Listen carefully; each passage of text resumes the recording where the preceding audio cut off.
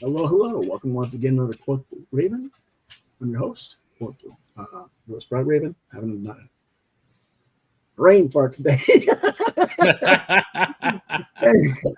But, 30-year veteran of comics, sci-fi, role-playing games. Thank you to my co-host, the ineffable, colorful Chris Hall, and our guest this week, John Holland. Hello, everybody. How are y'all? Thanks for having me. Oh, more than welcome to be here. But yeah, it's Tuesday. It's crowdfunding and independent comics talk night, and well, let's start with what John wants to share, and that's Diebold Comics, his channel on COMIX ONE. Now, I've never heard of this. Is this a strictly new streaming platform, John? Yes, it is. He's running my, I keep wanting to say Kickstarter. So if I say Kickstarter by accident, that's not what I mean. But, Kickstarter is becoming like Kleenex and some of those other words. It's almost like a generic word now. Yeah, for crowdfunding, yep. Yeah, but I think he's doing another one too. Diebold was supposed to be his first one. We've been planning to do this for like the last, probably since the first of the year, but it's just one. We've just had some issues and trying to make sure we get it right. He's from New Zealand, and he runs Comic One is actually a digital site for a whole bunch of comics. He sells kind of like a Comixology was. And he's been wanting to get into crowdfunding. So I told him that, I'd be willing to take a shot with him. So we've got it started. The biggest obstacle I think we have is, on Kickstarter, you're getting a lot of eyes on it. People just, searching through Kickstarter can come across stuff. This, right. There's not a lot of people looking at it. So, I think our biggest, problem or obstacle is just getting people to see it and to click on it. Okay, so this is, you can own the full catalog of pretty much everything you've done. Yeah, I think there's a few books there that we didn't put up, but there's like 25 books that's being offered. I think I have a couple more that I don't remember why we didn't do them, but this is, it's all digital, so there's no print copies, so you don't have to. Once you're not gonna have to worry about us printing the copy and sending it to you. Once it's over, we'll send you the copy and you get it, the digital version of it. Plus, this way we can offer a lot cheaper price too, because we're offering a lot of the books like in a pair for like $5. Then we've also got, I think, all 25 issues for, I don't remember if it's $30 or $35. I'm having an issue on my computer now. I can't even pull my site up. Every time I try to pull this up, nothing happens. So I can't go back and even look at it at the moment. So did you wrote Fat Fury? Yeah. You wrote that comic? Okay, very cool. Yeah. That's two. Well, it's more than two. It was a bunch of characters from the public domain that I wrote, and then artist Larry Guidry drew. And mainly the book was done because Larry Guidry is a huge fan of Herbie. He loves Herbie. And at the time he was doing some covers, like that he put on, like he would do some like recreations, or not quite real recreations of comics from the 60s or the 50s, and selling on eBay. And he did a cover for I don't think it's that cover. It may be that cover. He did a cover with Fat Fury and Fat Man the Human Flying Saucer. And when I seen it, I was like, I don't know what it was about that cover, but I was like, I got to write a story for that. And I literally wrote that story in a day. I was like, I got out on my porch, started writing, and didn't stop until it was done. And any story with those characters, is not going to be very serious. It's very, very, absurd. We threw in Billy Bounce, who is a character probably nobody's ever heard of. He was a comic strip from like 1904. He was actually created by the same artist, W. Winslow, that drew the original illustrations for the first Wizard of Oz book. Oh, He nice. also actually created Billy Bounds. Okay. So he was in the book. We actually have another version of Captain Marvel in the book. I don't know if anybody's heard. This is a Captain Marvel that was an android, and he yelled split, and his body came apart. Oh, wow. I think he was in like 4 or 5 issues of the book he was in.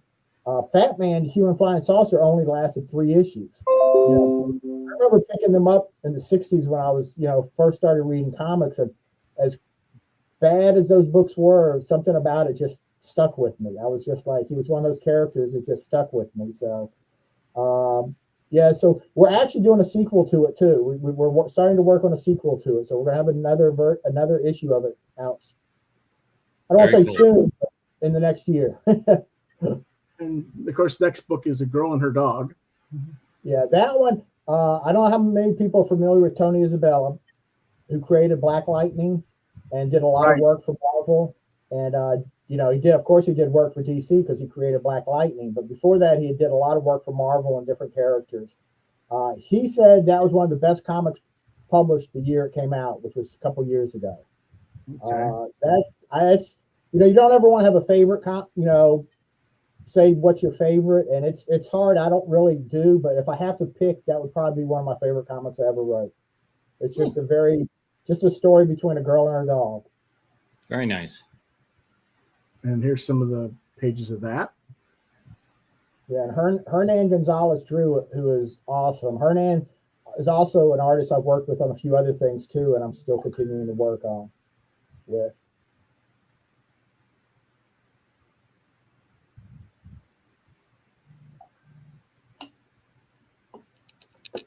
Then we have Alma. And if you may not notice, it took me a little while to notice, Hernan is also the artist on Alma. And if you go back and look at A Girl and Her Dog, when he draws the girl as an old woman, it looks just like Alma. But Alma is, I'm very bad about coming up with like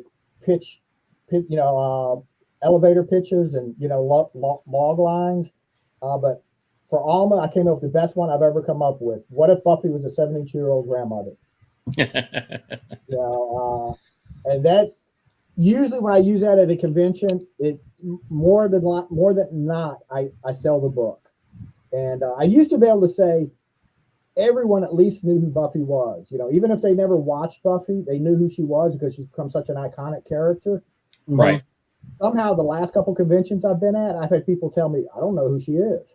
And I just find I find that so hard to believe that, nobody even knows who, they've never even heard of her. But well, then you got to go with, the character from Something Is Killing the Children. Oh, I know who you're talking about. Yeah. That character was a 72-year-old grandmother. Yeah. Seeing as he Buffy anyway. I have to explain to people that it's really not Buffy, because some people think, oh, Buffy's my favorite character. I want to I'm like, no, it's not really Buffy. I mean, it's kind of, it's inspired by Buffy and my mom. My mom's name was Alma. So, I got the idea for it. And then when I was trying to think of the name for her, I thought, I was looking for just something because, my mom was one of the strongest people I knew. And it worked out really well. Yeah, these are interesting beginnings. You get to see all the stuff. As you see, it's black and white. There's a lot of these books we just can't afford to print in color. Yes. Most of what I've done has been in black and white. There's a few, like 2 Tons was in color, but like you said, it's just too expensive to do color. And some books I like black and white. I'm always been a big fan of black and white, and I think Hernan's artwork in Alma really fits black and white. Yeah, same here. I've always been a fan. I love a good black and white comic with a good ink line. Yeah, right. Definitely. That's Ayla. I did 4 issues of that. That's actually in color. That was I think that's the first thing I actually self-published. Was Ayla, or maybe it might have been. It was the first original thing. I think I may have reprinted something, when I self-published. excuse me, the artist in that's Javier Lapar, and Ayla's kind of set in a near future New Orleans after a major hurricane. The country decides it doesn't want to rebuild the city, so it sells it to a company from China. And it kind of, the genesis of the idea came to me after Katrina, because I live right outside of New Orleans. I've lived in this area for 30, 40 years, and or maybe more than that now. And after Katrina, there was actually talk about not rebuilding the city. The government, some people up in the government had said it's too expensive to rebuild the city. And Right. it kind of came off of that. And Ayla's the character, the person that she handles cases that the police don't want to deal with. It. Like, the first 4 issues is one storyline, and she's investigating the murder of some prostitutes in New Orleans. And the police decide that, they're not worth, bothering with, trying to investigate the murders. Yeah. Very cool. Yeah, and Javier did everything in that book, as far as he did the coloring, the artwork, and the lettering. Actually, I did go back and have someone else letter it, because Javier did have some, he didn't know how to letter. He admitted it, but at the time, he was willing to give it a shot. Yeah, I know Javi primarily as a colorist, so. Yeah, that's mainly what he does. He does like to draw. This is some of his first work that I think he really pencil and ink. So yeah, these are interesting. Okay, you got Death World based on of Harry Harrison's work. Yes, that was back in the day, like when we were talking about before we started, like with the caliber and stuff. I did some work for Adventure Comics, one of Malibu's imprints, and they had the rights to Death World. And so I actually adapted all three books, 1, 2, and 3. He did, three Death World novels. The first Death World novel's in the public domain now, so I figured it was safe for me to republish this, reprint it. Because it originally came out through Adventure Comics. The other 2 haven't hit public domain yet, so I don't want to take a chance and, print something that I might not have the rights for. Diebold, that's where I actually got the name from my publishing company. That's an old, the artist and I, Brian Clifton, we self-published that back in the same day that, like when we were doing when I did Death World and some of this other stuff back, during the black and white boom, when there's a lot of black and whites, and we self-published that ourselves through, we called it Silent Partners at the time. The first issue, which is this issue, we did 2 issues. The first issue of this, when we self-published it, we had a Sam Keith front cover and a Mike Zeck back cover. Very cool. Unfortunately nowadays, nobody knows who either of those artists are hardly. Oh, I love me some Sam Keith. Oh yeah, well, Sam and I actually started kind of together. We actually tried to break in at the same time, but okay, Sam's talent, because we did a lot of short stories together, but with Sam's talent and his persistence, he got in a lot quicker and really took off. For 5 minutes, I was supposed to write the Max. Wow. Okay. Yeah, but it didn't work out, and it was nobody's fault. I mean, but yeah, so that was pretty cool. That is pretty cool. I did not know that. Yeah. Now this is another one that I have a pretty good log line for. This is Joe Bushkin, and it's what if Hunter S. Thompson became a Republican and moved to Florida. The problem with that is you have to know who Hunter S. Thompson is. And that's hilarious. Yeah. Hunter S. Thompson as a Republican. That right there is hilarious. Yeah. Now the art in that was done by Ron Wilbur, who also will do some work, some stories coming up. And Ron, from what I understand, Ron has passed away. We used to be very in touch with each other, and then we just kind of lost touch. And I hadn't heard from anything for about 20 years. And somebody else had got hold of me and told me that he had passed away a few years ago. So, and I didn't realize at the time this character was created. Ron actually, when he was sending me samples of his work before we started working, he sent me a drawing of this character, the pig's face in a Hawaiian shirt with the shorts and sandals. And the name, I didn't realize the name Joe Bushkin is actually the name of a jazz player. He was a fairly famous piano player, you know, not real famous, I think, to the public, but in jazz world, he was pretty well known. And it was kind of like, by that point, it was too late. I already used the name. Yeah, that's I was like, I'm like, is this about a musician? Because he's wearing the headphones. And I didn't realize who it was, and you know, it's no shade thrown on the original name. right. Well, no, that's why we always have that, you know, anything that sounds like the same or same name is purely coincidental, you know. But you've got this Life During Wartime, which of course we've got two issues of that, and whenever I sell that at a convention, and especially, you know, I live in the deep South. I live in a very red state, you know, Louisiana. Mm-hmm. This is a very anti-Trump comic. It's kind of a look. When I wrote this right after I did both of these issues right after his first, when he won the first time, like, what is that, 2016, 2017? Mm-hmm. And basically I was kind of like saying, what would happen if he decided not to step down and he became president, and all the you know, the first issue is basically a look at a woman's right to choose. You know, he basically, the right, you know, abortion is taken away, and it becomes very strict and just, you know, very, you know, at the time I wrote that, I really never thought that they would repeal that. You know, I kind of thought, no, that's not going to happen. And then, of course, it did. And so the second one, it started as fiction and turned into documentary. Kind of, yes, kind of. And the second one is kind of like, you know, about the freedom of the press, you know, and taking away that right. And my plan was to keep doing more of them, and I just kind of never did.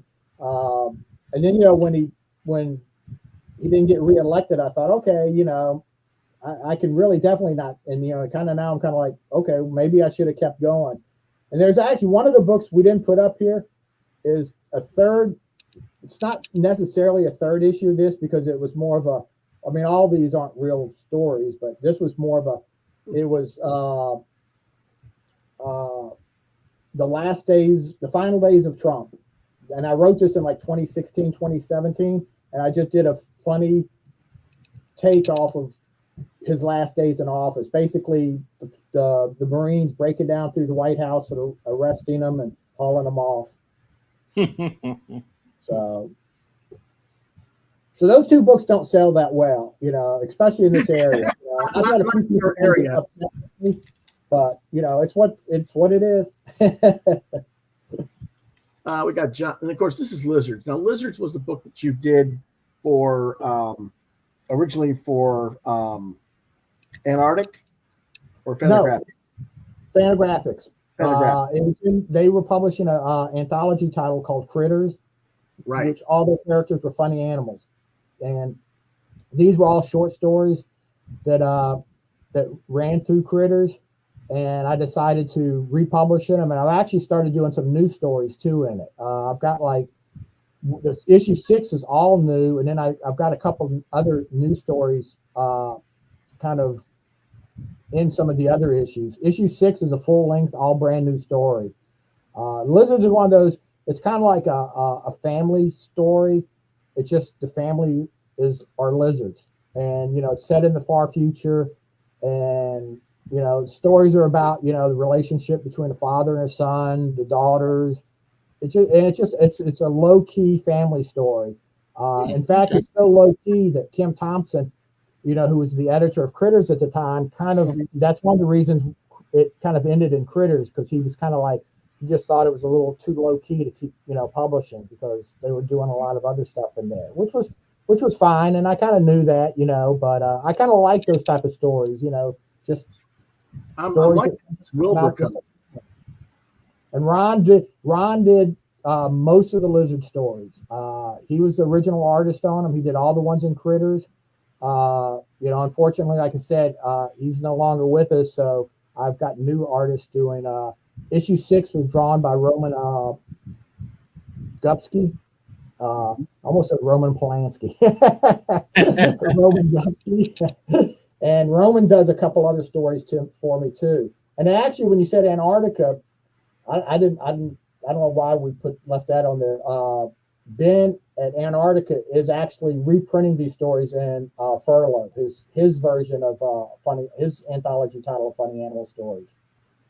And I've actually used these characters. There's a newspaper out called The Kid and His Comic, and I redid some of these stories in that too. So I've got a lot of mileage out of Lizards. Yeah, I'd say so. Yeah, A Kid in His Comic is that Riley Brown? No, it's I can't think of who it is. Yeah, I'm in the first 6 issues of that, I think. 6 or 7 issues. 7 issues of it, I think.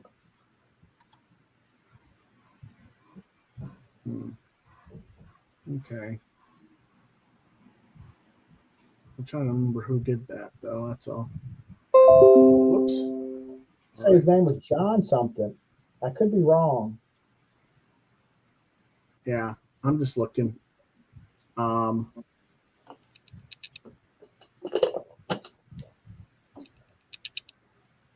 Yeah, that's Riley's. I could have sworn. Is it? Okay, Yeah. it could be. Like I said, it's been a while since I've talked to him. So, Well, I mean, there's so many people who have contributed, though. I mean, it's.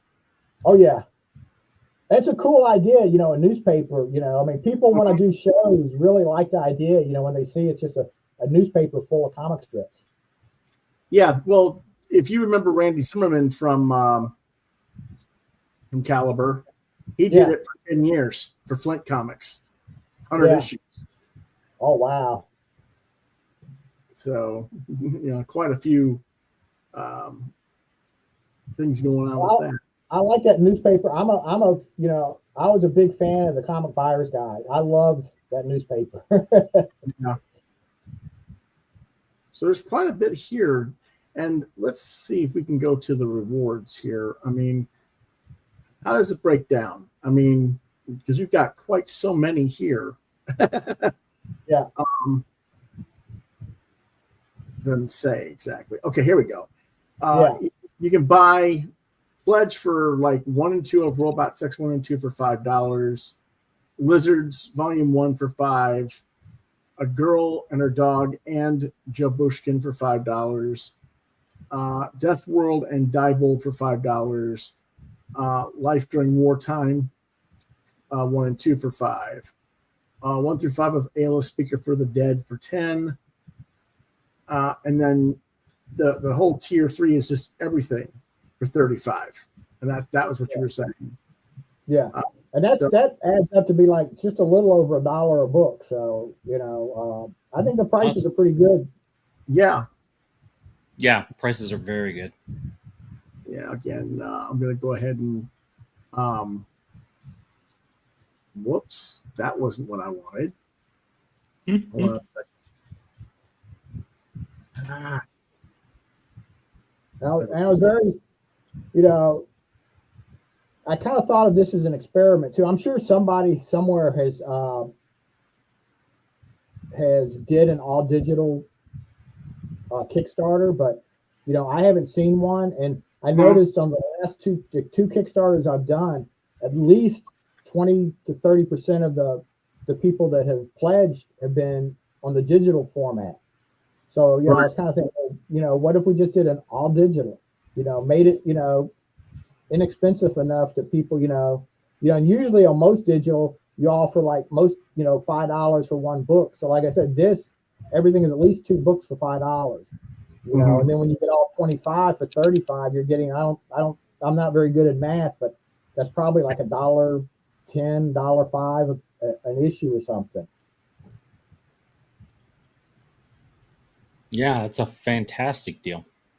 And me, myself, I prefer digital. So, yeah, I'll be honest. I do read some in digital, but I am still more of a, print. Like I like it in my hands, but, I know a lot of people like the digital now. It's, plus with the price, with shipping and everything else, it's hard to, my last Kickstarter I did was Alma, and we had to, the book had to go for $10 a copy, and it's with everything now, I don't know if I could even afford to sell something for $10 and make money back. I barely broke even on that Kickstarter. Yeah. It comes out to $1.40 per book. Oh, $1.04. Okay. I told you I wasn't good at math. But it's $1.40 for 30, and you get 35 books. Each of them, $1.40. I think is pretty good. Yeah, that's a reasonable price. So you chose this one because of this person's in Australia, and yeah, we had kind of a relationship. I was one of his first publishers, I guess you'd say, that went with him. We got talking on, I think, Twitter.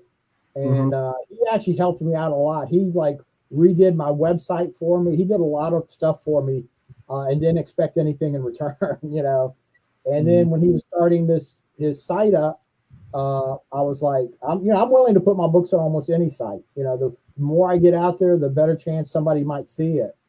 And I put it out there for him, and I was one of his first publishers. I'm not going to say I was his first. He's told me before that Alma is his best-selling book that he's done. He's actually printed some books up himself, and he does conventions in that, Australia, New Zealand area, I guess. And right. So he was talking to me about doing a crowdfunding site. So I was like, well, I'm willing to help you out, see how it goes. Our biggest obstacle is getting eyes on this. It's going to be hard to get it out to people. He said he's had about 600 or 700, I think, off his mailing list. I have a mailing list of about 300-400 that I'm about to send out to people. So it's just, Kickstarter has a lot, you can put it on Kickstarter. People just scroll through Kickstarter looking for stuff, and they'll see this. We're not going to have that opportunity, but it's a shot. It's it's got to start somewhere. And, I thought it was worth, giving it a shot and seeing what we do. Absolutely. Yeah. Well, speaking of platforms to put books on, have you heard of PowerPulp Comics, John? What is it? PowerPulp. They're a brand new. No. I'm going to go ahead and share that.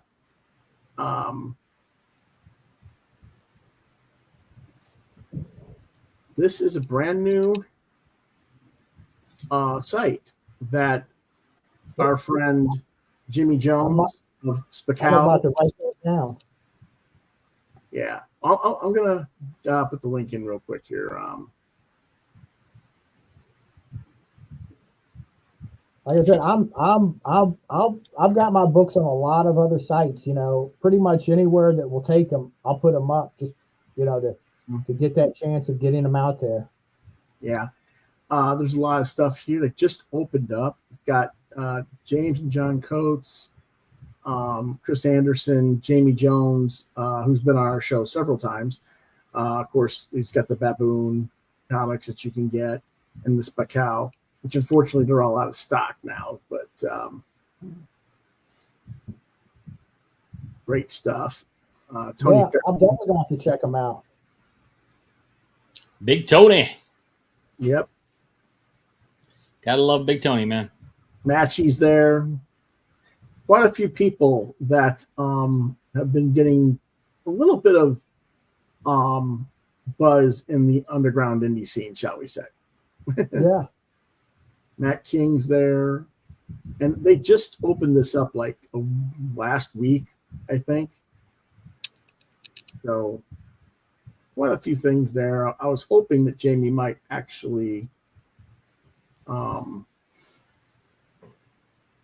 stop by, but I don't think he's seen it. Hold on a second. What's going on? Is it froze? Oh, no. It didn't freeze. It was somebody on Facebook was sending me something. I was making sure it wasn't Jamie. Let's see. Yeah. So they got Brad Dwyer and Sam Royale as well. Quite a few stuff there. Yeah. I don't know a whole much more about it than that they just opened, and you can like order it off direct from the and order it on, put on your cart, and then sell it. Let's see what they've got on PowerPulp News. Occasionally, they put a Comics Beat interview, so if you want to read that, there's going to be a catalog as well. So you can actually get a catalog if you're a shop owner. Oh, they were just Yep. So they've only been around.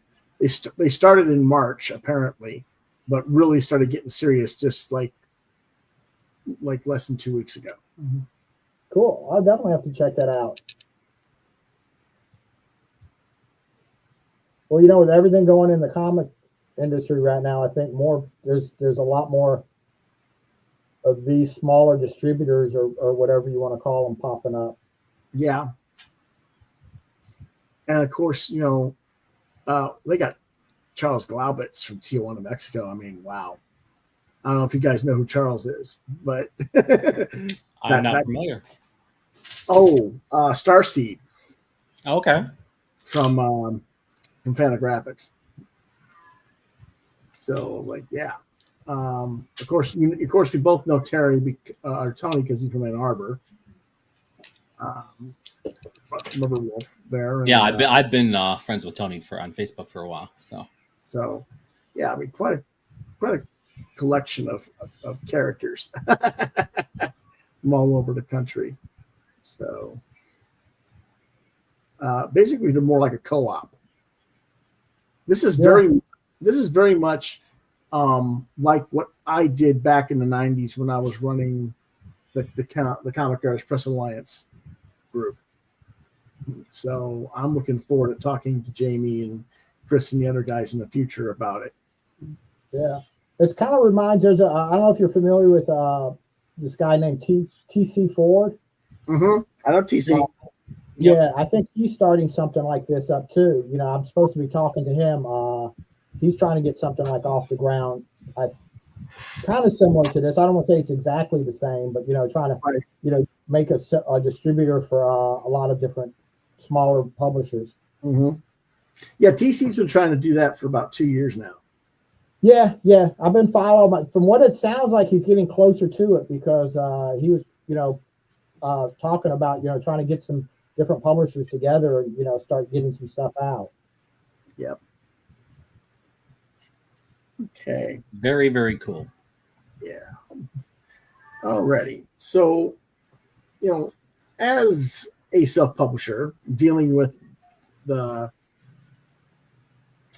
not just the way the distributors treat us, shall we say, retailers,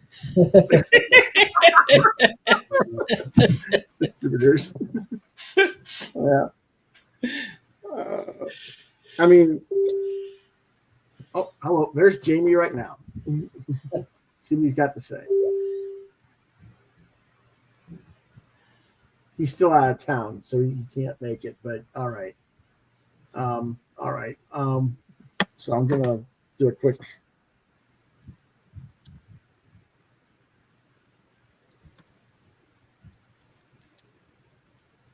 What are you doing?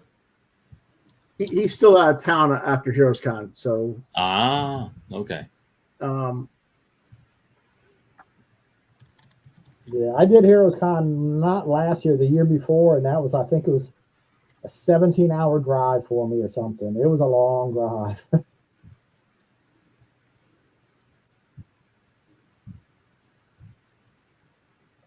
Yeah. So, yeah, I mean, it's when you go to Heroes Con, you kind of want to get not just the experiences of the convention, but you want to kind of get the vibe of Charlotte and the whole surrounding area, because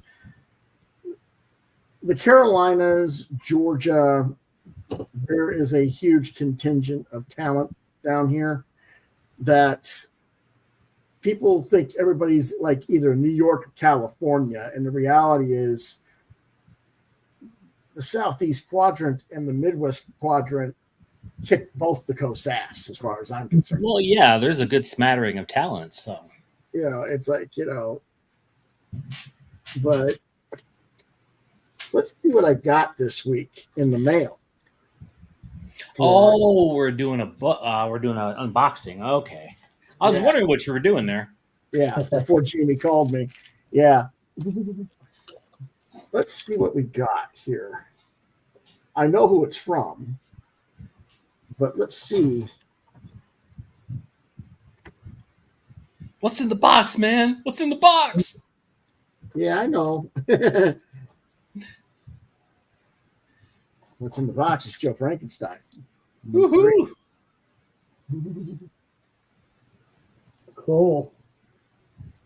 The Eye of Ra. Never heard of it, but it looks cool.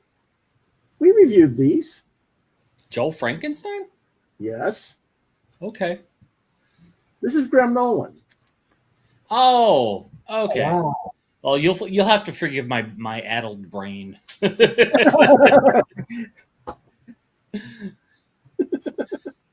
Yeah. But that should look pretty cool. I'm not as old as John, but I'm pushing it. Yeah. Not too many people are as old as me.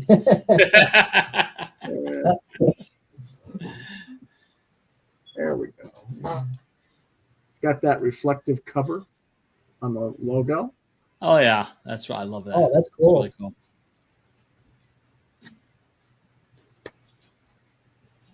And I don't know which cover is which, but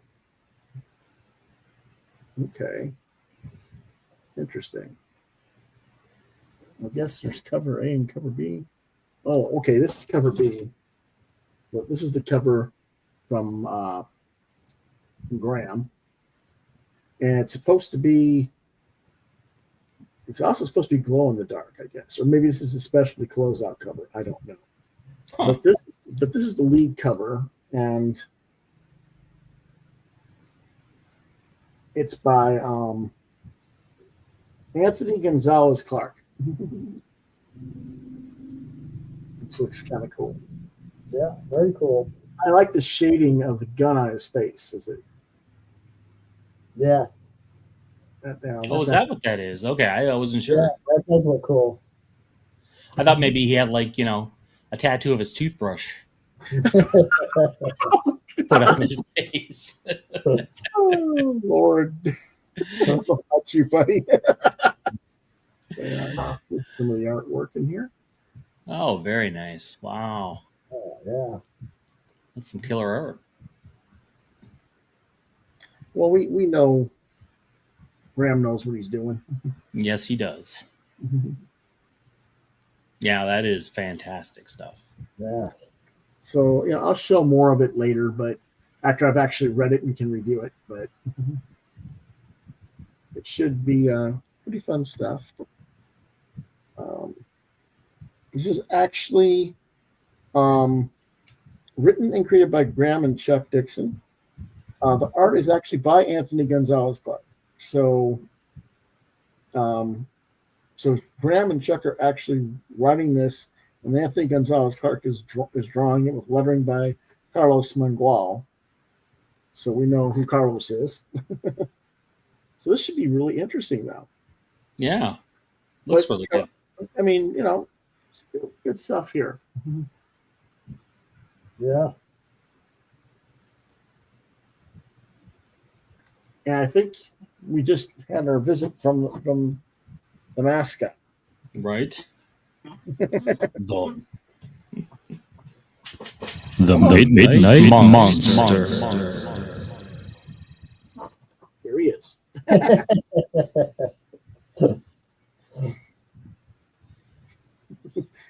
It's like, I'm not toothless. We're trying to show my face. But anyway. But yeah, cool stuff. I'm happy with that. Looking forward to reading it and doing a review on that next week. I know I got to get my other reviews from Kyle Kiesel's stuff as well next week. Yeah. So with the demise of Diamond, how's our Thursday night review looking? Oh, well, that is a good question. I don't know what's supposed to. I know it's supposed to come in, but that doesn't mean it's going to be in. I sent you a list of what was supposed to be coming in for you. Right. Yep. I don't know if they're going to be online for you to read or not. Let me check real quick. What I'm supposed to get is Absolute Martian Manhunter #4, Green Lantern Dark #5, and Moonshine Bigfoot #3. And I'm still waiting on Adam the Beginning Volume 11. And then the rest is just backstock, or not backstock, but stuff that I have from before that I haven't gotten around to reading. So if you were ever going to read a book, John, I would recommend Moonshine Bigfoot, because it is just crazy. It's the Dukes of Hazzard with Bigfoot. I'll have to look for it. I haven't read that. Well, what kind of comic shops are present down there in that area? Not a lot. I actually live on the North Shore, which is across Lake Pontchartrain from New Orleans. Mm-hmm. And we basically have no comic shops on our side. We used to have a really good one, and they closed a few years ago. So I drive across the lake, and luckily there's a few.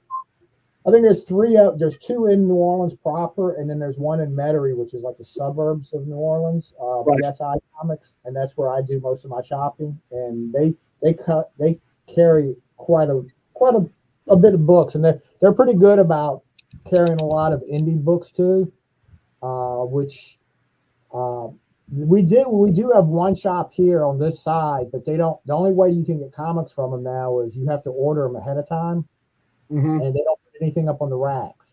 And I don't like shopping. It's all pre-order. Yeah, I mean, I have a few books, and I have a hold folder that I keep some books in, but I like to shop the rack. You know, I like to see what's new. You know, and I'll grab something and give it a shot. And you know, I might read it for a few issues and then stop, or you know, who knows? But I don't know what I'm going to pick up. You know, before I see it.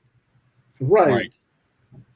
Yeah, that's I have a few that I know I'll pick up no matter what. You know, I'm a big Tom King fan, so pretty much almost anything Tom King writes, I'm gonna pick up. You know, I've been enjoying the Absolute universe a lot.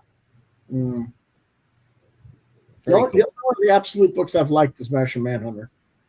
Oh, I love Martian Manhunter and Wonder Woman are the two. I think the 2 best. I'm not really a big fan of Batman to begin with, so I'm reading Absolute Batman, but I don't know how much longer because, you know, like I said, I'm not a real big Batman fan. Right. What did you think of Absolute Green Lantern? I don't know yet. It's different, you know. I've only got the first. I don't know how many issues are out yet. I've got the first 2 issues, so you know, I want to read a few more before I make a decision because I don't know what's going on, really, to be honest. It's kind of weird. Yeah. Issue 3 should be out. I think issue 4 comes out this week. Let me take a quick look.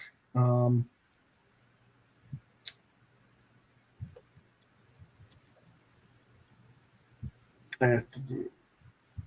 One of my favorite comics is, and I'm going to get the title wrong, is We're Taking Everyone Down With Us or something like that. It's by Matthew Rosenberg. He wrote that. We're taking everyone down with us. Yes, that's it. His previous book, What's the Furthest Place from Here, was one of my favorite comics ever. That book was so good. Yeah, the issue number 4 of that is coming out this week, supposedly. Yeah. I've been enjoying that one a lot. Let's see. I don't see the other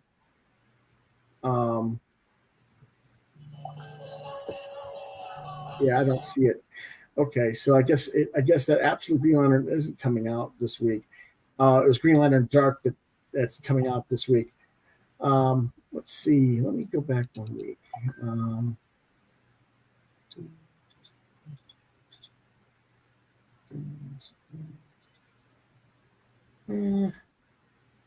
That's one of the things I do kind of sort of like about going to leagueofcomics.com. They tell you what's supposed to come out every week.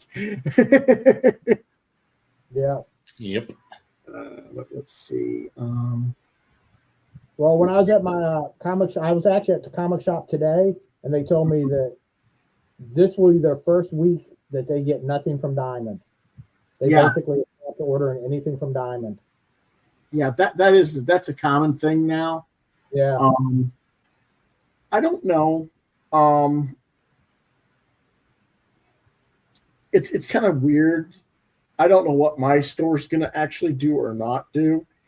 I've pointed them in the direction of other distributors for different things because my guy's so busy because he's not just a comic shop. He's a record store and other stuff as well. So he's got like 20 different distributors he's already working through. So he can't keep track of everything. Right. So I try to help him out a little bit and give him information on it. But you tend to find that, for me anyway, if I don't have the catalog to pre-order the stuff, I don't get anything anyway. Because it's not that he doesn't carry stuff. It's just that my tastes are so esoteric that it's me and one other pull customer half the time. Oh yeah. I've been there. So it's like he goes, yeah, I mean, but it's funny because like I'll pick a Marvel book and he'll go, "You want that? I better order 15 more." Because if you want it, it's got to be good. Because you don't buy Marvel at all. I'm like, yeah, okay, whatever. Yeah, if it's totally weird and off the beaten path, Lewis will pick it up. Not quite true, but it seems because let's face it, a lot of stuff that you like is weird and beaten off the beaten path, and I probably wouldn't buy it. I'm the resident horror serial killer guy. So I like horror. I just don't care for serial killer everything. But yeah, I mean, and our third guy who's not here tonight, John Norris, is our Disney and cartoon guy. All things cute and fluffy. No, I don't think Venom is all cute and fluffy. He is nowadays. Oh, okay. The Venom movies were damn near buddy. I mean, they were a buddy comedy. Oh. And speaking of movies, what are we watching this Friday? Oh, Lord. What are we watching this Friday? That's a good question, Chris. Let me look. Oh, that's going to be funny. We do movie reviews on Friday, John, and okay. Finally, Lewis agreed to pick a bad movie off of Tubi. Hey, I heard y'all watched Santa Jaws not long ago. Yes, we did. All those comics that are in the background of that movie are mine. Yeah, are your comics. Yeah, Trav told me that. That's awesome. Yeah. It's Because fantastic. it was filmed at the local shop. Well, they're no longer, that's the one that was on this side of the lake that closed, but they couldn't use any of the, big titles. So he asked me, he's like, "Hey, can we use your comics?" I was like, "Oh, to be in a movie? Let me think about that." Yeah. Is Avenging Guardians. Oh, this is going to be good. Yes, we've heard enough of the crying and moaning and kvetching about how bad the Marvel and DC movies and TV shows are. So we're going to show you why you probably shouldn't be complaining at all. So that's what we're going to watch and review on Friday. on Tubi. Well, I'm gonna bet you some money, Lewis, that this is probably better than Madam Web.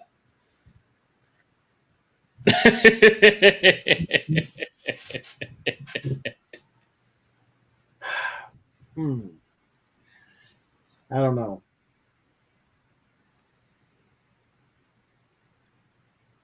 I mean, I didn't think Madam Web was that bad. I mean, it wasn't great by any means, but I haven't watched that one yet, so I don't know. basically, you know how you like your log lines, John? This is. Yeah. What if Madam Web was a movie that had nothing to actually do with Madam Web?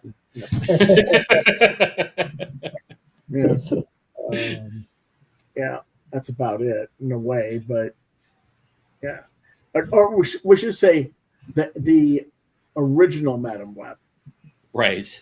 or whatever, the Marvel Madam Web, or whatever. You know, old lady There we go. The old lady the one we thought that when we originally thought that she was Aunt May. Right. Yeah. Oh well, but you guys said you have a meeting to go to. We do. We have a studio meeting. So I'm going to go ahead. 9:00. So yes, so we're going to call it a night, and we appreciate you guys watching as always. Yeah, and thanks for joining us, John. Much appreciated. And hey, go to what was the name of the crowdfunding game? Comics. Hold on a second. Comics One, www.Comics One projects. Comics spelled with an X though instead of a C. Yeah, well, it's on the screen. Okay, yeah. And throw them a few bucks. Yeah. Back that project. Yeah. I think the comics are pretty good, so they're worth $5 at least. Alrighty. You want to contact me on social media at Facebook, Lewis.BrightRaven. At the X Muck Scrap channel, it's Lewis BrightRave 2. You can see more of my artwork at deviantart.com/BrightRaven. If you want to see more of Chris's art, it's deviantart.com/fatboy73. You've been watching Quoth Raven, Lewis BrightRaven exclusively on YouTube. If you have questions, comments, suggestions for books or films that you want us to review, Quoth the Raven LBR72@gmail.com is the place to reach out to us. I'll get back to you. Try lewisbrightraven@yahoo.com. If you want to reach out to Chris, it is ghthrowingstones@gmail.com. And this Saturday, who is your guest for Throwing Stones with David Campbell? This Saturday, live at 1 p.m. Eastern Standard Time, we are interviewing the amazing, the great Kelly Jones. Oh, that's pretty cool. And yeah, I'm really looking forward to talking to him about his new Dracula series. Just a huge fan of Kelly, and so is Travis. So I'm sure Travis will be tuning in as well. So I think a lot of people will be tuning into that. All right, folks, we'll see you next time. As always, we appreciate you being here. See you next time. Quoth the Raven. Nevermore.